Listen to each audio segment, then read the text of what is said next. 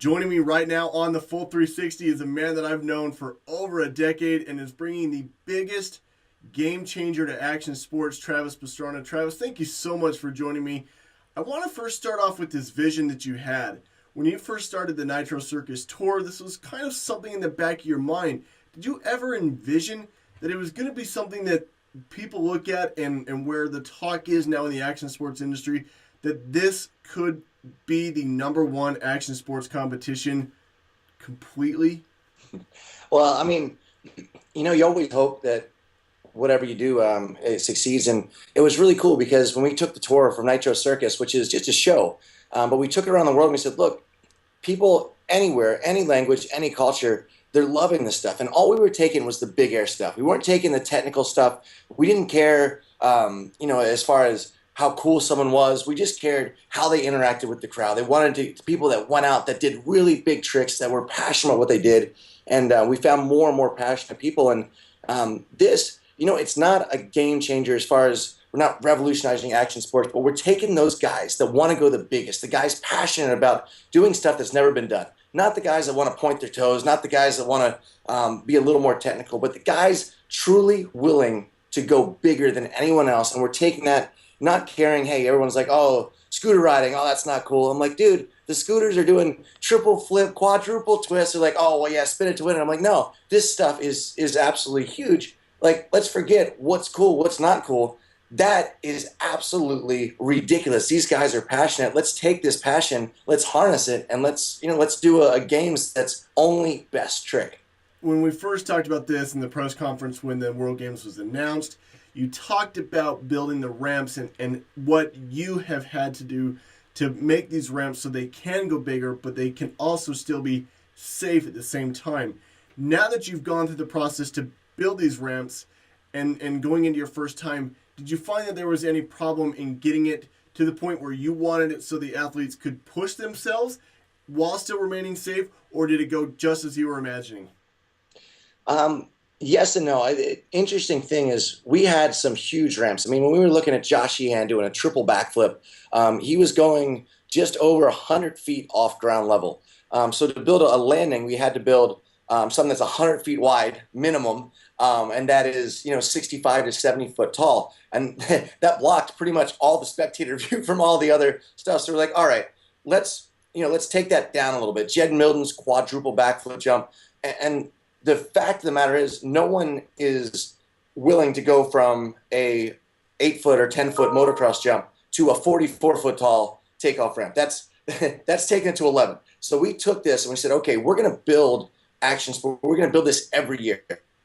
And we're going to build it up, and we're going to build it up, and hopefully in 5-10 years, that's what we're going to do. It's going to be so much just bigger and gnarly. But right now, we basically tripled the size of everything that's out there, all the BMX ramps, all the moto ramps. And to do that, we had to add landings that actually were a little bit safer. We're working with, small, I'm talking, 12, 20-inch bag landings, depending BMX to moto. And it just gives a little bit. It's not a lot, but it's enough that, in theory, if you come down, it'll just be knocking the wind out of you instead of breaking you completely off. So hopefully giving these guys an opportunity. And we learned this stuff from the live shows where, hey, you got to do the biggest trick ever. And tomorrow night, you got to be healthy enough to get up and try that same big trick again. So for me, with my wife in action sports and both my kids, they're 1 and 2 years old, but they're in Strider races and all kinds of stuff. I'm like, all right, for this next generation, we have to continue to work on being safer. Now with Dave Mira, you look at the NFL, it's like, all right, it is dangerous, and we got to do our best to make these sports sustainable over a long time and without hurting ourselves too bad. But still, there's always a risk factor, and I think that's why people watch. I can tell you from being here in Utah, where you're going to host the event later on this weekend, that the state is ready to just explode. Ticket sales are out the roof. People cannot stop talking about it. Everywhere you go as you drive down the freeway, billboards are everywhere, and it is the talk of the town, even with people that aren't necessarily familiar with what action sports are and each of those athletes, on an individual level, but they're ready to come because you and your brand have created something that is synonymous with where action sports can go. When you see that excitement ahead of the games, knowing that what you can do and where you can take this, how do you harness that and use it as an education tool to inform the public of what action sports can and will be? You know, it's really tough because everybody has a different vision. But I found with Nitro Circus, working with the most passionate people, those guys the most excited to not just do what we've been doing, but to progress, to do stuff that's never been done, to do what everyone, always said was impossible.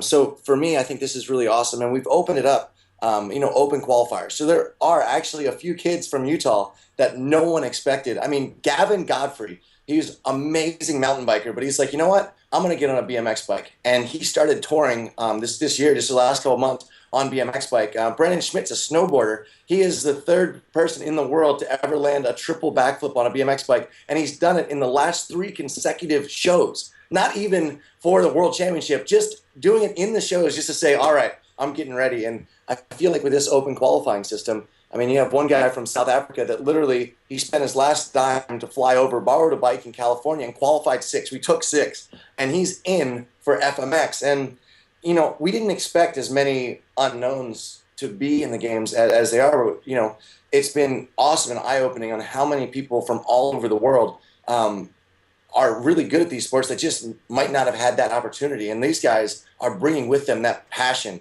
and that excitement and that just tenacity, that youthful exuberance to go out there. And I think that's what the crowd's going to want to see. They don't want to see, a bunch of guys kind of going through the motions. The jumps have all been the same recently, at some of your bigger events. So now, I mean, even X-Fighters with Thomas Paget really stepped it up to the next level at the last contest. I think that energy is going to continue over into World Games, and really excited about it. One of the questions as I've been talking about this event and really excited about it as I've traveled around to event, I always get is, why Utah? Not a lot of people think, hey, let's go to Utah, but, we're the state of sport. We do everything outside of traditional surfing. But when you were going through and deciding where to host this inaugural World Games, why did you pick Utah? Nitro Circus started in Utah. Greg Godfrey, Godfrey Trucking was a huge venue that hosted a lot of the first freestyle motocross contests. It's where Nitro Circus got its start. OGO, all that whole crew there, Andy Bell. I mean, the Utah Sports Commission has gone out of their way to really help us along the way, promote action sports, promote activity and that active life. My mom actually, she lived in Park City for 5 years, so I was up there all the time.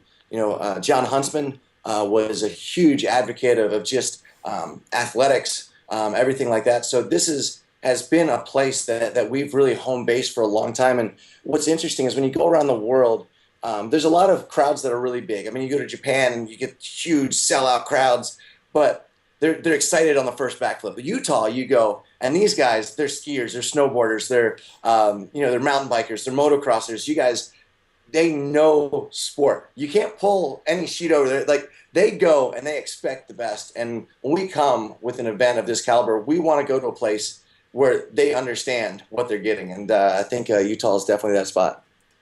You've always been somebody that has taken yourself and taken the risk to create and push action sports to a new level. This has been the one event since you announced it on tour back in November in Utah, and then even through the press conference to today, that I have been looking forward to the most. I cannot wait to see this on Saturday night. I know everyone in Utah would echo the exact same thing. And not only just Utah, the fact that it's on primetime, on NBC, on Saturday night, the entire world is looking forward to this event. Thank you so much for taking the time to talk about this. I cannot wait to see you catch up on Saturday. And best of luck with creating this game-changing event. Well, thank you so much. Always a pleasure talking to you, and look forward to getting to Utah tonight. It's going to be fun. Thanks, Travis. Appreciate it.